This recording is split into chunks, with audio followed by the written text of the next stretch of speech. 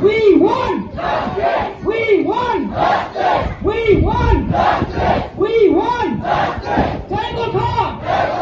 जय गोरखा! जय गोरखा! जय Gorkha!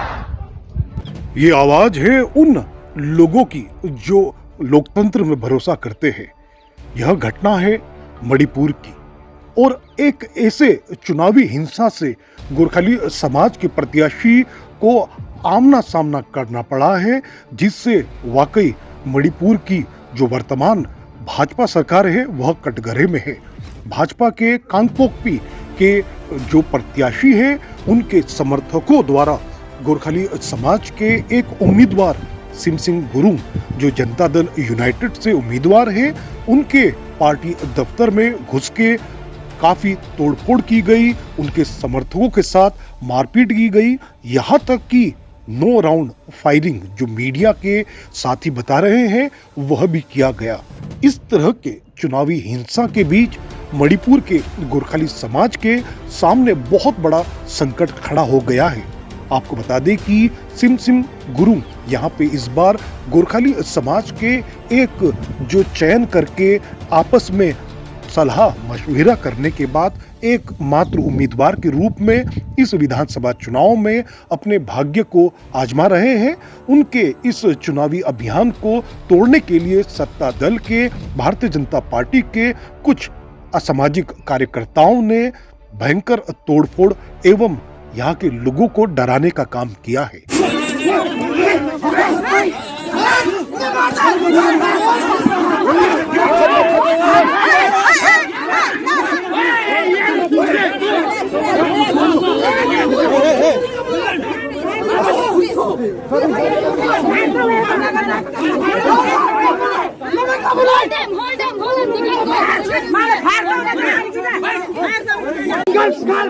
Handle to do not with handle them fast.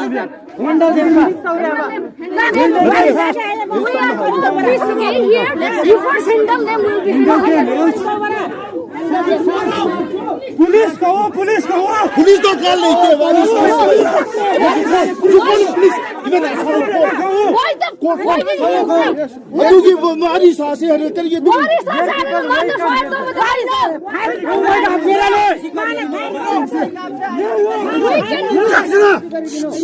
Jense hai bro. Tum bro. Na peace to bula ra na du mai kari no jense hai bro. Ya musin bro.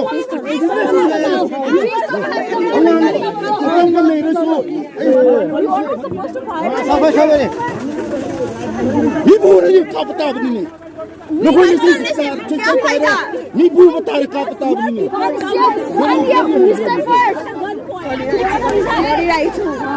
We want justice! We want justice! We want justice! We want justice! We want justice! We want justice! We want justice! We want justice! We want justice! We want justice! We want justice! We want justice! We want justice! We want justice! We want justice! We want justice! We want justice! We want justice! आपको बता दें कि मणिपुर में गोरखाली समाज काफी सदियों से निवास करता आया है। साथ ही साथ यहाँ पे बड़ी संख्या में गोरखाली समाज के वोटर्स भी है। इसी डर से यहाँ जो सत्ता में बैठे लोग हैं, खासतौर से भारतीय जनता पार्टी के जो स्थानीय कांगपोकपी के प्रत्याशी हैं, उनके समर्थकों ने गोरखाली समुदाय के वोटर्स और लोगों को डराना शुरू कर दिया है। यह वाकई चिंता का विषय है, क्योंकि मणिपुर में जो चुनाव होने हैं उसको एक निष्पक्ष इलेक्शन कमीशन ऑफ इंडिया का एक दायित्व के अंतर्गत इस पूरी जिम्मेदारी का निर्वहन कहीं न कहीं असफल होता नजर आ रहा है।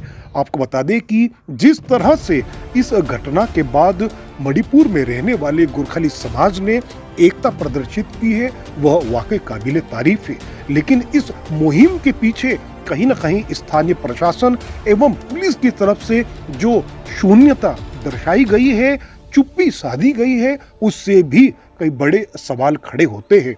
आपको बता दें कि जनता दल यूनाइटेड के जो उम्मीदवार है सोसिन गुरुंग, वह मध्य काला पहाड़ जो एक उनका पार्टी दफ्तर है, वहाँ पे एक गाड़ी जिसमें भारतीय जनता पार्टी के झंडे लगे हुए थे। गाड़ी वाहन नंबर MN03P6895, उसमें कुछ लोगों ने आकर लगातार वहां के लोगों को डराना शुरू कर दिया, यहां तक कि बंदूक की नोक से भी उनको डराना शुरू किया।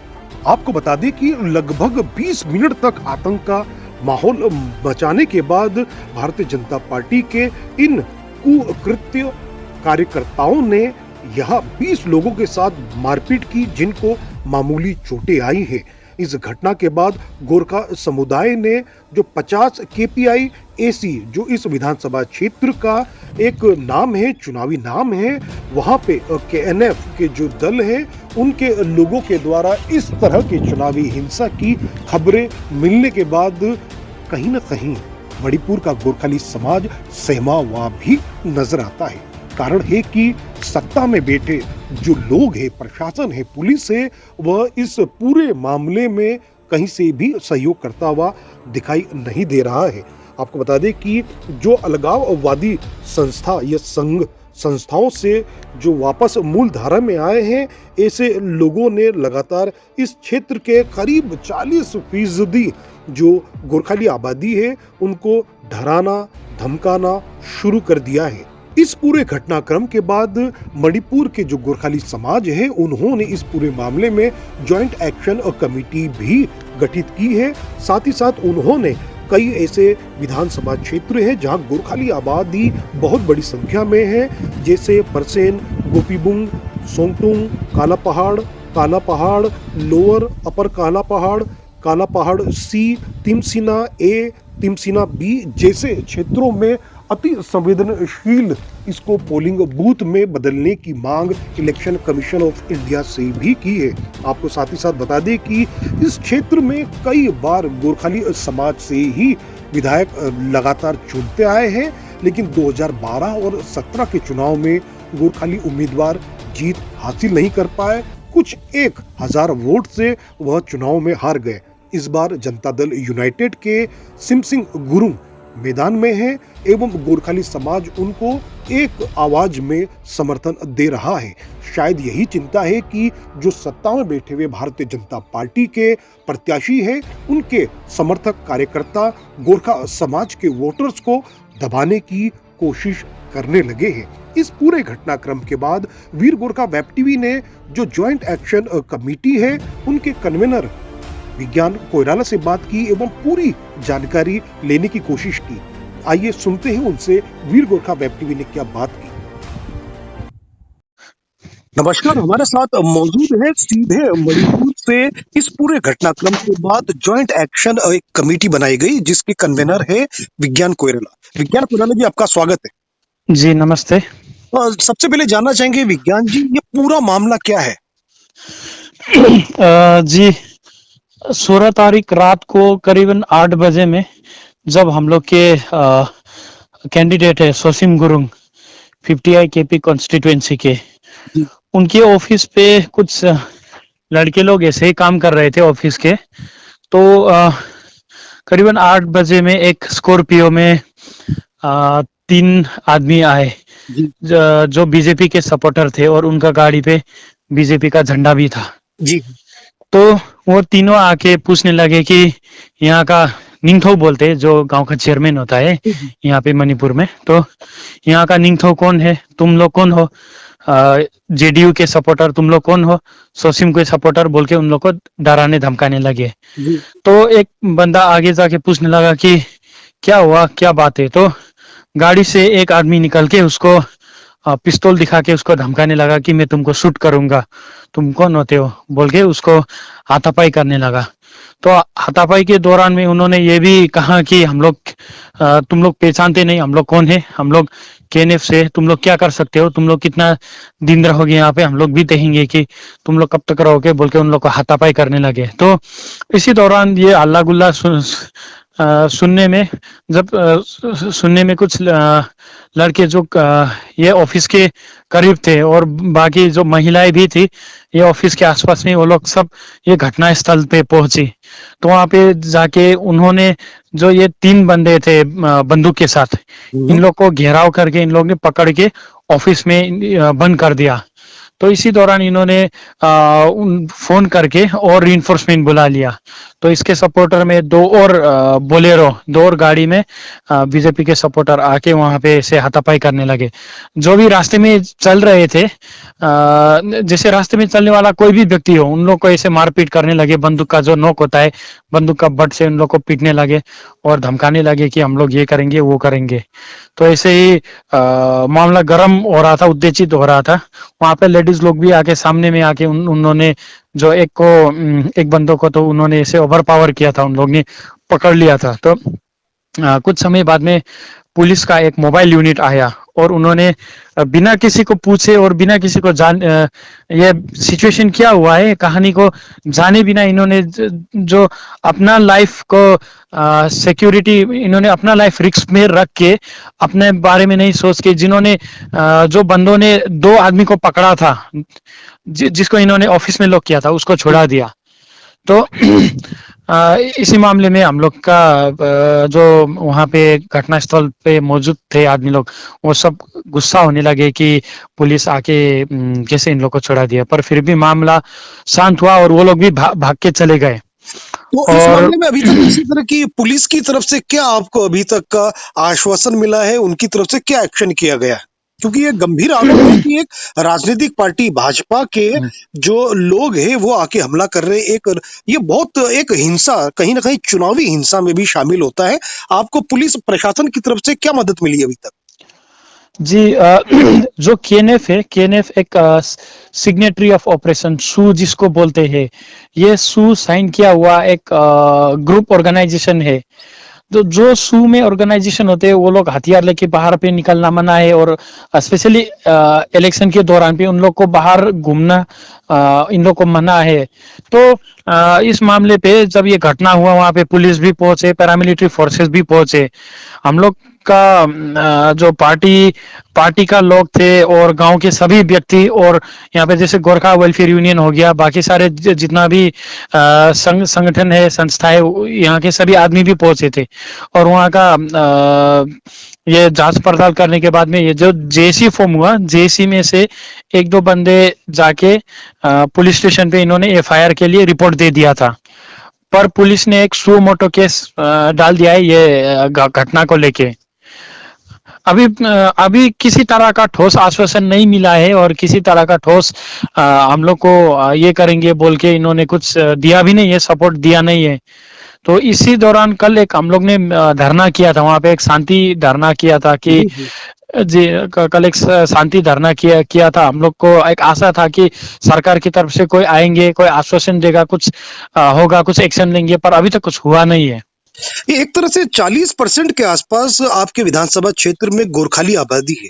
इस तरह की घटना हो जाए और स्थानीय प्रशासन बिल्कुल चुप है, तो आपको क्या लगता है कि कहीं ना कहीं उनको स्टेट गवर्नमेंट की तरफ से भी, सत्ता जो दल है उनका एक सपोर्ट है? कहीं ना कहीं आपको लगता है कि आने वाले चुनावों में इस तरह की और परेशानी हो सकती है? जी जी, जरूर हो सकती है, और ये पहली बार ऐसा हुआ नहीं है। बार 2017 के इलेक्शन में भी, 2012 के इलेक्शन में भी ऐसे कई घटना हुए हैं, पर ये घटना अनरिपोर्टेड है। ये डर की वजह से एक जो टेरर है, आतंकी, जो एक आतंकी हवा फैला के रखा है इन लोग ने, ये विद्रोह संस्थाओं ने, इन लोग ने एक ऐसे डर का माहौल पैदा किया है कि कोई आके रिपोर्ट नहीं कर सकता, कोई आके खुल के बता नहीं सकता। तो आगे भी ऐसा होगा, ये तो निश्चय है, पर आगे ऐसा ना हो। सरकार कुछ चाहे तो कर सकती है, और वो चाहे तो कुछ चुप भी रह सकते हैं। सब सरकार के हाथ में है। जॉइंट एक्शन कमेटी का मांग क्या है इस पूरे मुद्दे पे? उनकी मांग क्या है? क्योंकि जॉइंट एक्शन कमेटी आपने फॉर्म की, और मणिपुर के गोरखा वेलफेयर एसोसिएशन से भी आप जुड़े हुए, उनके पदाधिकारी हो, और क्या मांग है मणिपुर के गोरखाओं की इस घटना के बाद? जी, हमारा पहला मांग ये है कि जो भी आदमी जुड़े हैं, जो भी एक्यूज्ड पर्सन है, जो आके गोला, इन लोग ने 7 गोली भी ब्लैंक फायरिंग किया था वहां पे, और बहुत सारे हम लोग का जो आदमी लोग को मारा था इन लोग ने, जिसमें से महिलाएं भी थी और बच्चे भी थे। ये बीजेपी का सपोर्टर ने, जो केएनएफ थे, इन्होंने आके मारा था बच्चे और औरत को, और ब्लैंक फायरिंग भी 7 बार किया था। सर ब्लैंक फायरिंग भी नहीं कह सकते, क्योंकि वो हम लोग का आदमी को मारने के लिए आए थे, ये इंटेंशन लेके आए थे।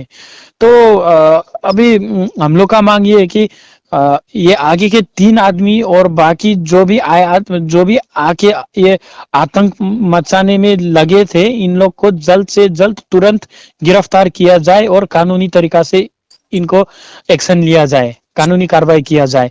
पहली मांग ये है। दूसरी मांग ये है कि कांगपुकी कॉन्स्टिट्यूएंसी में कितना सारा पोलिंग स्टेशन है, जैसे कालापाड़ का 3 पोलिंग स्टेशन हो गया, परसाई बस्ती, सोंगतोन बोल के ऐसे कई जगह है, इसको हाइपर सेंसिटिव एरिया घोषित किया जाए, ताकि यहाँ पे ऐसी कोई भी घटना नहीं हो सके। और दूसरी ये है कि हम लोग ने ये 2 दिन पहले का मांग था, तो 2 दिन पहले में हम लोग ने ये कहा था कि 48 घंटा के अंदर में सेंटर का पैरामिलिट्री फोर्स डिप्लॉय किया जाए कालापाड़ परसाई बस्ती एरिया में।